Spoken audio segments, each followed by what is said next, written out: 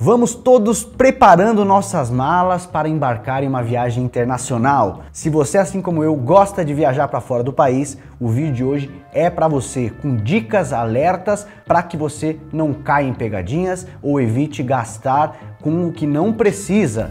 Por isso, antes de mais nada, já vai deixando o seu like, se inscreve no canal da Finclass e ativa o sininho para você receber um alerta toda vez que tivermos um vídeo novo aqui no canal. O vídeo de hoje é dividido em 3 partes. Primeiro, preparativos antes de viajar. Segundo, a parte do envio do dinheiro para que você faça a sua viagem, consiga usar o seu cartão, comprando um croissant lá em Paris ou passeando pela grande metrópole de Nova York, o destino você que decide. E a gente vai terminar o vídeo falando de algumas opções que a gente pode utilizar para rentabilizar esse dinheiro em moeda forte, em dólar, enquanto a viagem não acontece. Então, primeiro ponto, o planejamento deve começar muito antes da sua viagem. Se você está planejando uma viagem para o mês que vem, infelizmente não há muito o que se fazer para ter um bom planejamento. Portanto, tente se antecipar ao máximo. Levante os custos que você vai ter ao longo dessa viagem, e eu sei que não dá para ter certeza de quanto você vai gastar exatamente, mas dá para ter uma boa ideia. Então, por exemplo, pesquisa mais ou menos qual que é o custo médio de alimentação nesse país que você vai viajar, já vai olhando nesses sites de estadia, Booking.com, Airbnb ou qualquer outro de sua preferência e dê uma olhada mais ou menos quanto que custa uma acomodação da sua preferência, levando em conta todas as nuances. Bairros mais bem localizados costumam ser mais caros, se você tem família grande vai precisar de um quarto maior, que deve ser mais caro, tudo isso deve ser levado em conta. Com esse custo estimado, você consegue já se preparar e ir dolarizando seu dinheiro ou comprando a moeda que você vai de fato utilizar com bastante antecedência. Por isso também se atente aos gastos que você tem antes mesmo de viajar. Por exemplo, passagem aérea é um custo que muitas vezes a gente tem que arcar daqui mesmo do Brasil, normalmente com cartão de crédito brasileiro. Como tem muitas companhias aéreas que atuam no Brasil, grande parte delas tem interfaces de pagamento em que você consegue pagar com seu cartão de crédito sem ser configurado como uma transação internacional. Porque se você usa um cartão de crédito brasileiro para fazer uma compra internacional, vai incidir um custo de 4,38% de IOF. Então, muitas vezes a passagem aérea você vai realmente fazer a compra com antecedência. Mas aí tem o benefício do parcelamento, isso tende a pesar menos no seu bolso, já que você vai pagando antes mesmo de viajar. Agora, sobre a acomodação, você consegue estimar e tem muitos sites por aí que permitem você escolher aquela opção em que você pode fazer o pagamento chegando no local. Então você não precisa ali correr esse risco de pagar um IOF no cartão, você pode colocar esse valor necessário para acomodação no pacote de despesas e assim já ir fazendo seus envios de remessa mês a mês para quando chegar lá você pagar de uma vez já tendo se planejado.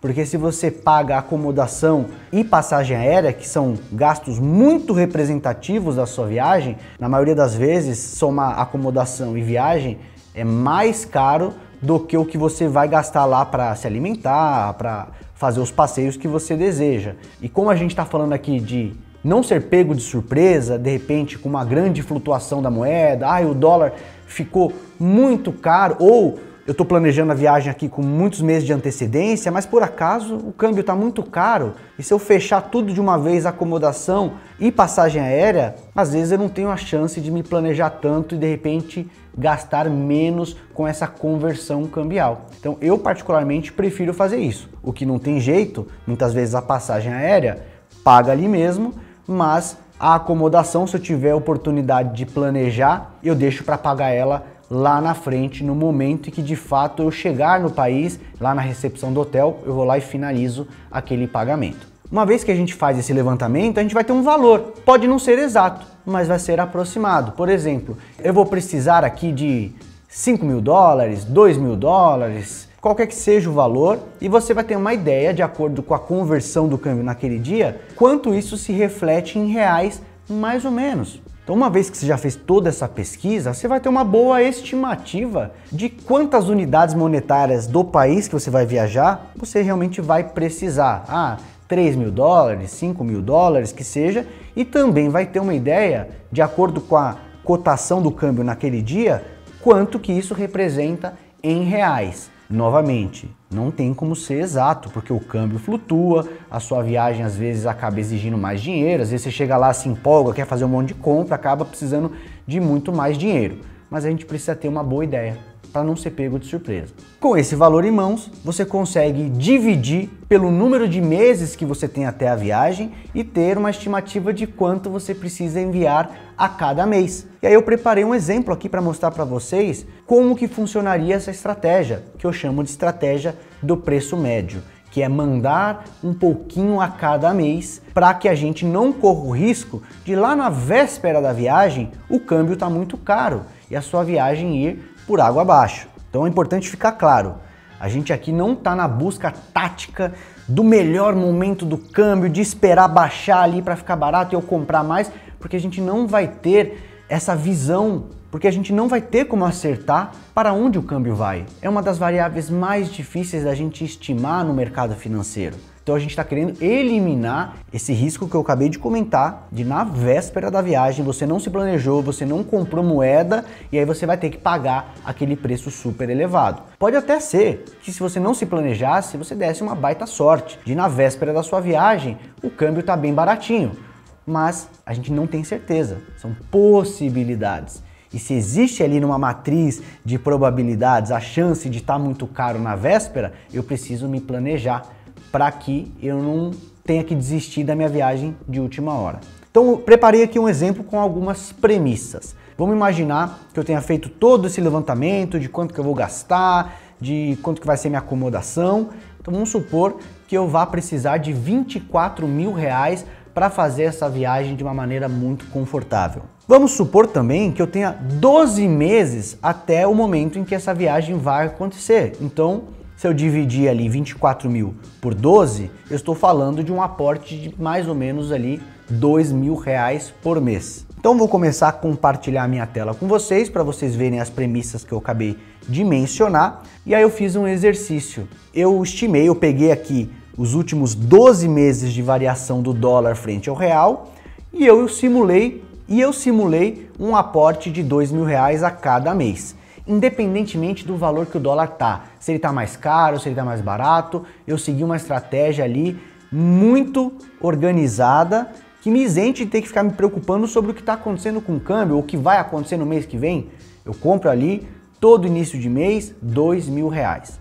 E o resultado é esse que você vai ver no próximo slide aqui. A linha azul mostra a variação do câmbio nos últimos 12 meses, né? Do momento que eu gravo esse vídeo, 12 meses para trás. Você vê que o dólar oscilou bastante, ficou mais caro em alguns momentos, barateou em outros e agora a gente está vivendo um momento de forte valorização do câmbio.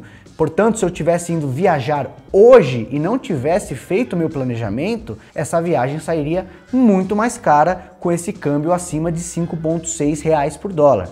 E olha que beleza, eu tendo me planejado com antecedência, fazendo compras periódicas todos os meses, acabou resultando em um câmbio médio de 5,04 reais por dólar, bem abaixo do câmbio atual, que agora, como eu comentei, está muito elevado. E aqui tem até os valores mais exatos, né? Então, ao longo desses 12 meses, eu enviei 24 mil reais, que me possibilitaram comprar 4.758 dólares, resultando nesse preço médio que eu já falei de 5,04. E olha aqui, pessoal, a gente não comprou no ponto mais barato dessa série histórica aqui. Olha, se eu tivesse uma bola de cristal, teria sido muito mais favorável ter comprado dólar nesse ponto aqui, que ele chegou perto de 4,8 reais por dólar. Não é sobre isso, não é sobre ser o gênio, o tático e comprar ali nos momentos mais baratos. Trata-se da gente realmente evitar cair nesse risco de precisar comprar nesse momento em que o câmbio está super valorizado, né? O dólar está super valorizado frente ao real. É claro, você pode usar ali uma certa sensibilidade, né? Então você começou mandando dinheiro, né, lá em agosto de 2023, o dólar se elevou, depois ele começou a se enfraquecer. Aí você olhando, poxa, tá em 4,9 aqui, parece estar um patamar mais bacana, então eu vou fazer uma remessa de 3 mil ao invés de só 2 mil. Pô, ele continuou caindo, então no mês que vem eu faço 3 mil de novo ao invés dos 2 mil. Você pode fazer isso. Mas concorda comigo que você aí já está tentando fazer um pouco de market time, tentando estimar melhores momentos de compra? Quando chegou ali, mais ou menos no final de 2023, parecia estar bem barato em relação aos últimos meses. Mas e se esse dólar tivesse ido para 4? Você ia ter desejado, ter esperado mais para comprar. Então é sobre isso, pessoal. Olhando em retrospectiva, aqui parece óbvio que era melhor ter comprado ali, mas a gente não sabe qual que vai ser o movimento do câmbio no futuro. É uma variável muito volátil. Então, essa estratégia do preço médio, como eu já falei, eu vou repetir porque é importante, nos isenta de ter que fazer esse market time, ficar me preocupando demais se está barato, se está caro. Eu compro todos os meses, aí assim eu adquiro um preço médio que não vai ser nem o melhor ponto de compra, mas com certeza não vai ser o pior. E é isso que a gente está interessado, em neutralizar o grande risco. Então agora que você entendeu a estratégia, vamos para o segundo ponto aqui do vídeo, que é como fazer essa remessa. Você deve estar se perguntando justamente isso. Muita gente, quando eu falo de fazer remessas ou de comprar dólar, já pensa imediatamente na casa de câmbio. Aquela visão antiga, você chega lá, faz o pagamento e sai com um calhamaço de dinheiro, que é até perigoso você ficar andando com uma grande quantidade de dinheiro, tem o risco de perda, tem o risco da cédula rasgar, eventualmente. Mas mais do que isso, os spreads nas casas de câmbio costumam ser muito elevados. Então, em termos de custo, você vai acabar gastando mais, porque o seu dinheiro não vira dólares magicamente. Quando a gente faz uma compra de outra moeda, a gente incorre em dois principais custos. O spread cambial, que é a diferença entre a cotação do momento e a cotação que a instituição vai te vender aquela moeda. Então, se o dólar está a 5,5 e a instituição te vende a 5,6, essa diferença é o spread, é o custo de remessa que a instituição recebe para prestar esse serviço.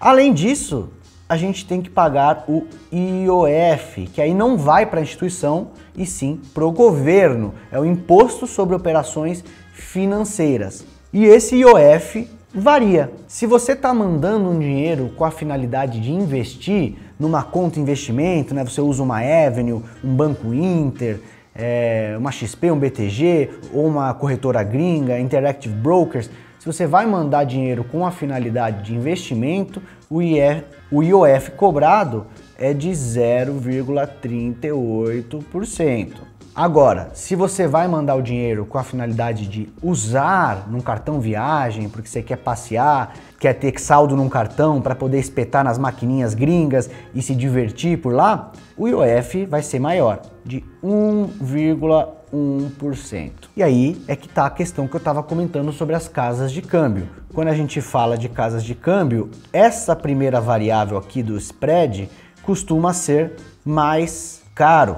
Se a gente busca uma plataforma digital para fazer remessas digitais para fora, por exemplo, mandando saldo para um cartão viagem que vai comigo e eu vou poder usar lá fora, esse spread tende a ser reduzido. Ainda estamos em um momento aqui no Brasil em que há pouca competição para esse mercado. Então, normalmente, os spreads são elevados. Não tem muito como fugir. A gente pode discutir aqui o menos pior ou o menos caro. Normalmente, esses spreads aqui no Brasil giram entre 1,5% e 2% por remessa.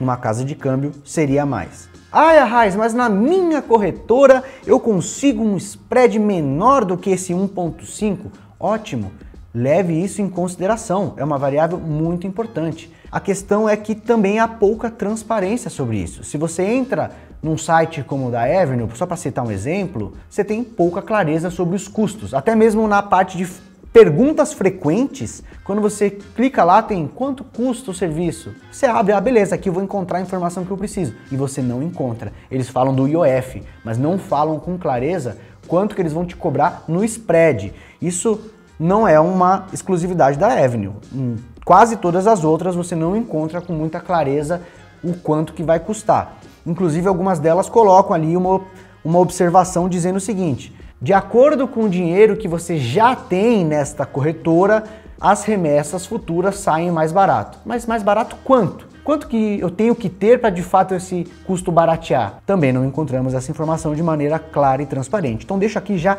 um apelo para as corretoras darem mais transparência a essa questão. Se a sua corretora não mostra com transparência, conta aqui embaixo para mim qual corretora você usa e que aí a gente faz um apelo em conjunto para elas melhorarem esse serviço. Mas talvez já tenha entendido aqui o cerne desta discussão. Procurar um serviço de remessa que seja o mais barato possível. Obviamente o serviço tem que ser bom, né? Às vezes a gente topa pagar um pouquinho mais por um serviço que eu me adapto melhor, que é mais simples de entender, fácil de utilizar. Perfeito, mas tem um limite do valor que a gente pode pagar por comodidade. Hoje tem boas opções para tentar baratear em empresas que prestam um bom serviço. Agora, se atente nas condições de usabilidade. Por exemplo, tem alguns serviços que só permitem você utilizar os serviços de remessa proprietário. Então, por exemplo, eu crio um cartão no Banco Inter ou na Avenue, eu tenho que usar os serviços de remessa deles. Ah, mas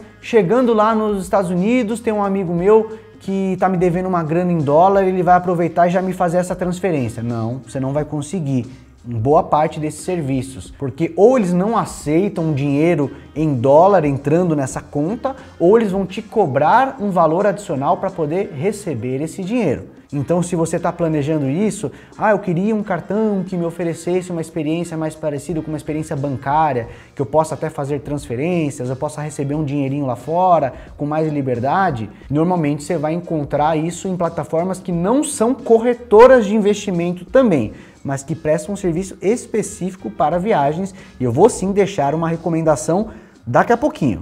Porque antes de falar desse serviço que eu vou trazer como recomendação, eu vou dizer também uma vantagem que pode haver quando você utiliza essas corretoras, tá? Tô batendo nelas aqui, mas tem uma vantagem. Se a gente manda o dinheiro com a finalidade de investir, eu já mostrei para vocês que a gente paga um IOF menor, a gente paga um IOF de 0,38.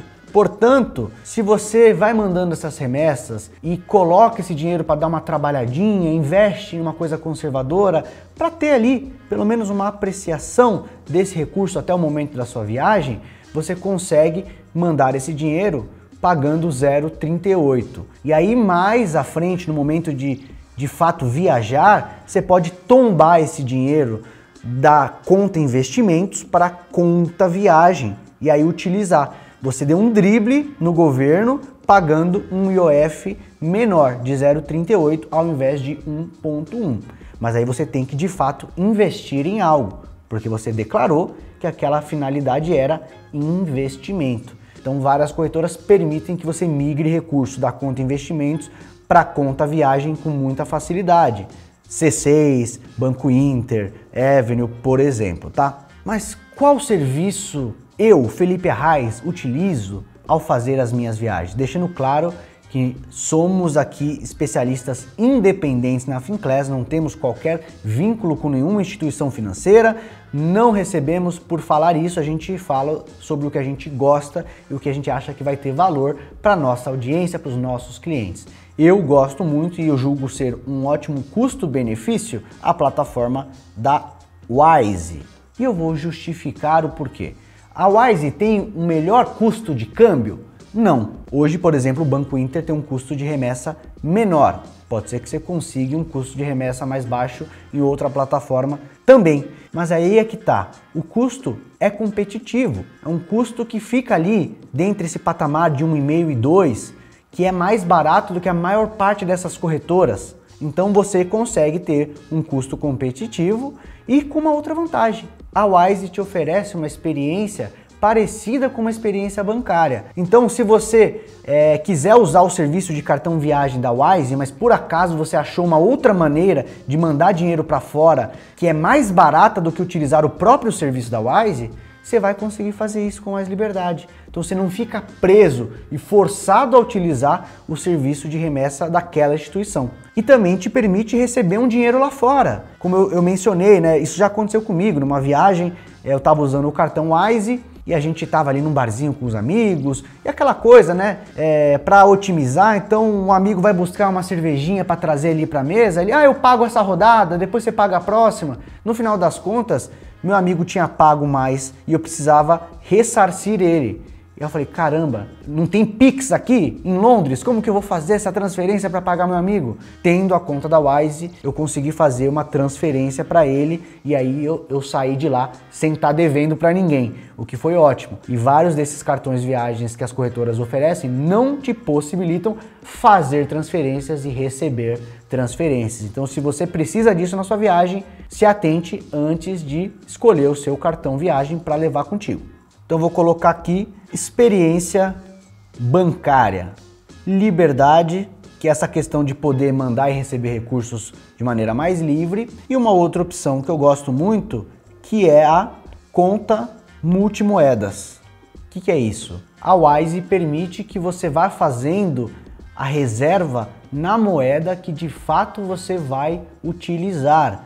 Raiz, mas eu vi lá no Banco Inter, na Ebre, no C6, no XP, no BTG, que eu posso usar esse cartão em qualquer lugar do mundo. Verdade, mas são contas baseadas no dólar. Então você vai fazer remessas em dólar, e aí você viajou para Paris, vai comprar um croissant, na hora que você espetar o cartão na maquininha, ele vai converter os dólares que você tem para o euro naquele momento. E esse vídeo todo não é sobre se planejar para não correr o risco da flutuação de moeda? Pois bem, então eu prefiro já planejar na moeda que eu vou utilizar. 2 anos atrás eu fui para a Europa e eu precisei de euros, precisei de coroas tchecas e precisei de libras. Eu consegui fazer as reservas já nas moedas que eu iria utilizar. Aí fica quase como carteirinhas diferentes dentro da minha conta e eu consegui fazer esse planejamento sem correr o risco de repente, o dólar ter se enfraquecido frente ao euro naquele momento e aí eu acabar perdendo um pouco de dinheiro nessa conversão imediata. Mas sim, a maior parte desses cartões funciona no mundo todo. Eu é que prefiro já me planejar na moeda que eu vou realmente utilizar quando eu viajar. Mas é claro, pessoal, eu sou muito prevenido, pode até dizer pessimista ou desconfiado, mas eu gosto sim de ter planos B. Por quê? Sempre vai ter um país que aceita mais um cartão do que o outro, isso nunca está muito claro. Então, por exemplo, eu fui para os Estados Unidos recentemente a trabalho aqui, visitar grandes gestoras internacionais pela Finclass e utilizei o cartão da Wise e ele funcionou em todos os lugares, sem problemas. Mas, em alguns casos, pode dar um pau. Por exemplo, sabe aquele serviço do Apple Pay que você cadastra o cartão e paga no celular? A Wise com o Apple Pay muitas vezes não bate muito bem. Então, tem alguns estabelecimentos que você não vai conseguir usar o cartão da Wise nessa circunstância, você tem que usar o cartão físico. Portanto, se você cadastra lá o cartão no Apple Pay, mantenha o cartão físico contigo ou até mesmo leve uma segunda opção de cartão viagem. Quer ver outro exemplo? Eu devo viajar para o Japão, aí a lazer, finalmente umas férias como eu estou esperando há muito tempo e já pesquisei muito e eu vi que no Japão tem diferenças de usabilidade. Eu ouvi dizer que o cartão da Wise muitas vezes não passa em algumas maquininhas, mas que é um dos melhores cartões para você poder sacar dinheiro nos caixas eletrônicos. Então, o que eu vou fazer? Eu vou levar um segundo cartão de viagem além do da Wise e aí eu vou ter várias opções de plano B. Primeiro, o próprio cartão da Wise que deve funcionar. Se não funcionar, eu chegando lá, eu consigo espetar numa maquininha. Chegando lá, eu consigo espetar esse cartão num caixa eletrônico e sacar um pouco de dinheiro vivo para ter ali comigo caso eu precise. Além disso, vou ter uma segunda opção de cartão viagem ou uma terceira opção, que não é a mais desejável, tenha também o seu cartão internacional daqui do Brasil, do seu banco, do Itaú, que seja. Se você utilizar ele vai cobrar um IOF maior de 4,38%, como eu falei. Por isso, deixe só em casos extremos, de emergência. Tentei usar aqui a Wise, não deu, saí aqui sem o dinheiro vivo, não vou conseguir pagar, não fiz um segundo cartão viagem de emergência. Tá bom, em último caso, vai lá, passa o cartão do Brasil que vai te salvar no momento de aperto. Então te falei aqui aspectos que você precisa considerar para escolher um bom serviço de remessa. Procure uma conta que vai atender às suas necessidades, se você vai precisar mandar ou receber dinheiro, procure um serviço adequado a isso, procure fazer o planejamento na moeda que você de fato vai utilizar e tenha planos B, um pouquinho de dinheiro vivo que você consegue pegar lá no país, né? Não precisa levar aqui da casa de câmbio que vai ser caro, e um outro cartão, né? Ou um outro cartão viagem, ou o cartão aqui mesmo do Brasil para emergências. E agora entramos na parte final aqui do vídeo, né, em caso de você querer rentabilizar um pouquinho esse dinheiro até o momento da sua viagem. Então, primeiro ponto, pessoal, por mais que a gente esteja no momento de taxas de juros elevadas nos Estados Unidos, a gente ainda está falando de patamares de juros muito mais baixos do que a gente tem aqui no Brasil. Então não espere conquistar uma grande rentabilidade. Eu vou viajar daqui a um ano, eu vou colocar esse dinheiro para trabalhar e vou conseguir ali 10, 15, 20% de rentabilidade, porque assim eu preciso até mandar menos dinheiro, porque a própria rentabilidade dos investimentos vai me ajudar nesse processo de poupança. Não pense nisso. Aqui a gente não está pensando exatamente em rentabilizar muito dinheiro, a gente está evitando perder dinheiro com a oscilação da moeda. Então o primeiro ponto que eu queria destacar é, se faltam poucos meses para a sua viagem, nem esquenta a cabeça com isso. Você vai conseguir ali uma rentabilidade não tão representativa e você vai ter um trabalho operacional adicional para fazer esses investimentos. No momento que você resgatar, pode gerar pagamento de impostos, então vai ter uma burocracia. Agora, não, Arraiz, eu tenho um ano e meio, 2 anos até a minha viagem. Pô, aqui já tem um prazo suficientemente grande, aí talvez comece a valer a pena você botar esse dinheiro para trabalhar um pouquinho. Infelizmente, não temos ainda contas remuneradas em dólar, que sejam seguras e muito acessíveis para você ir trabalhando esse dinheiro. Se você tem a possibilidade de abrir uma conta num banco lá fora, talvez você tenha acesso a Money Market Funds, que é um fundo que vai investir principalmente em títulos públicos norte-americanos e vai te oferecer uma experiência muito parecida com de um fundo DI aqui no Brasil, sabe? Que sempre está subindo, que te paga a taxa de juros corrente naquele momento, com muita segurança. Tome cuidado porque tem muitas alternativas que estão chegando aqui através das corretoras, várias delas eu não gosto. Um certificado de depósito ali de uma corretora. Poxa, você está correndo o risco de uma empresa brasileira para ser recompensado com uma rentabilidade menor do que um título público norte-americano, que é o ativo mais seguro do mundo. Então, infelizmente, a gente não tem muitas opções. Uma opção que eu vou dar aqui, que é razoavelmente prática e que também não traz muito risco para os seus investimentos, é investir em ETFs de tesouro americano de curta duração. Títulos que têm um vencimento em 3 meses ou até 1 ano no máximo. Por quê? Títulos públicos nos Estados Unidos, em sua maioria, são pré-fixados. E se eles são pré-fixados, conforme a taxa de juros oscile, né, os juros futuros oscilem, esses títulos têm marcação a mercado. Então você tem aqui um título público e aí o juro de 10 anos, né, se eleva, ou seja, o mercado começa a esperar que no futuro a gente vai ter que ter um juro maior. Então o juro de 10 anos que estava ali em 5%, ele se eleva e vai para 6% que seja. Quando isso acontece, vamos supor que tem um título de renda fixa, né, do Tesouro Norte-Americano que vale aqui $100.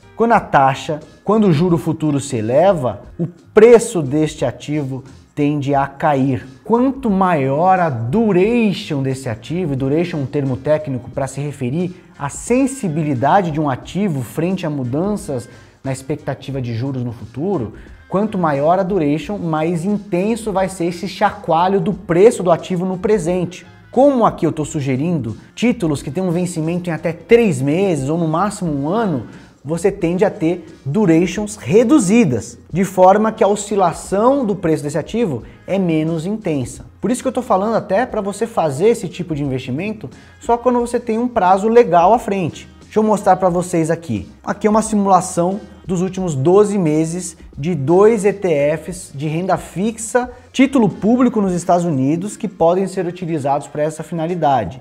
É o SHV e o BIL. Qual que é a diferença entre esses dois? O SHV vai comprar títulos que têm vencimento menor que 1 ano. E o BIL vai comprar apenas ativos que têm vencimento entre 0 e 3 meses. Então ele é mais curtinho ainda. O BIL um pouco mais curto que o SHV, mas os dois são bastante curtos, tá? E você pode ver, nos últimos 12 meses, eles tiveram uma performance positiva.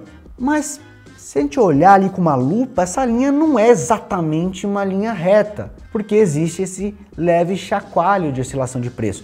Deixa eu dar um zoom aqui no movimento do último mês, para vocês verem com mais clareza. Aqui a gente ainda vê que há uma tendência clara desse título sempre se apreciar, mas existem momentos de queda. Olha aqui, vou passar o mouse, né? Daqui onde eu estou com o mouse até aqui foi uma desvalorização. Só que com o tempo a gente tende a ver a recuperação disso. Então é importante que você tenha isso em mente. Não vai ser uma experiência parecida como você tem o Tesouro Selic, né? Que você olha lá e o negócio está sempre mais valorizado do que o dia anterior. Vai formando aquela quase linha reta de apreciação ao longo do tempo. E aí, para suavizar ainda mais esse movimento de preço, pessoal, e deixando bem claro que aqui a gente está falando de um movimento bastante comedido. Por mais que a linha esteja acidentada, aqui eu estou com um zoom bem grande para vocês verem esses dentinhos no gráfico. Mas não é uma grande volatilidade, uma grande oscilação.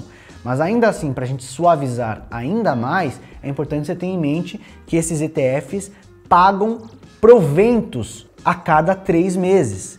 Então você deve reinvestir esses proventos todas as vezes em que ele pingar na sua conta. Então comprei o ETF, pingou o dividendo, você compra mais cotas do mesmo ETF. Isso ajuda também a suavizar esse chacoalho. E aí, em um prazo longo, aqui ao longo dos últimos 12 meses, um ano, você vai ter uma visão parecida com essa. Note aqui que existe essa coluna de Price Change.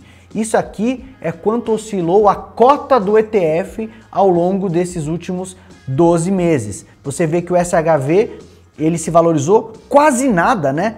0,09% a cota dele. Enquanto o BIL teve até uma valorização negativa. Em 12 meses ele caiu um dedinho de nada, né?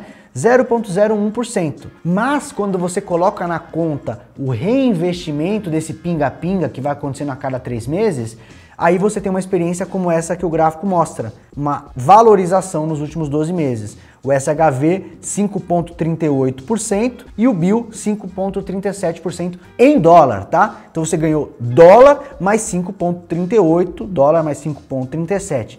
Isso em títulos extremamente seguros. Estou falando de título público dos Estados Unidos e de curta duração, onde nem a incerteza do longo prazo a gente tem.